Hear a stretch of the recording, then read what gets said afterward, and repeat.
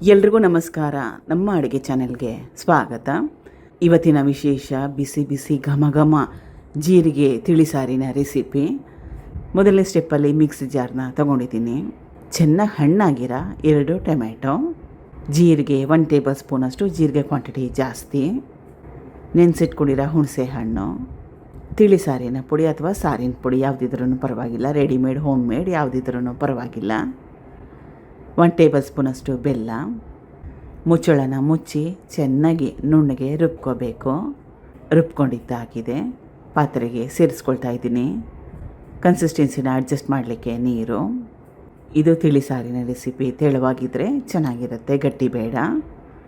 ಇದು ಮೊದಲೇ ಬೇಯಿಸಿಟ್ಕೊಂಡಿರೋ ತೊಗರಿಬೇಳೆ 50 ಗ್ರಾಮ್ಸಷ್ಟು. ತೊಗರಿಬೇಳೆ ಕ್ವಾಂಟಿಟಿ ಕೂಡ ಜಾಸ್ತಿ ಬೇಡ. 50 ಗ್ರಾಮ್ಸಷ್ಟು ತೊಗರಿಬೇಳೆನ ಉಪಯೋಗ ಮಾಡಿದ್ರೆ ಸಾಕಾಗುತ್ತೆ. ಹೇಳಿರೋ ಕ್ವಾಂಟಿಟಿಯಲ್ಲಿ ಮಾಡಿಕೊಂಡ್ರೆ ಸುಮಾರು 1 2ರಿಂದ 3 ಒಂದೊತ್ತಿಗೆ ಸಾಕು.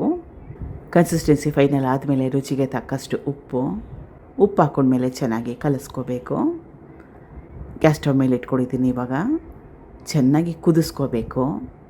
ಈಗ ಚೆನ್ನಾಗಿ ಕುದೀತಾ ಇದೆ. ಇದಕ್ಕೆ ಒಗ್ಗರಣೆ, ಬೆಳ್ಳುಳ್ಳಿ ಒಗ್ಗರಣೆ.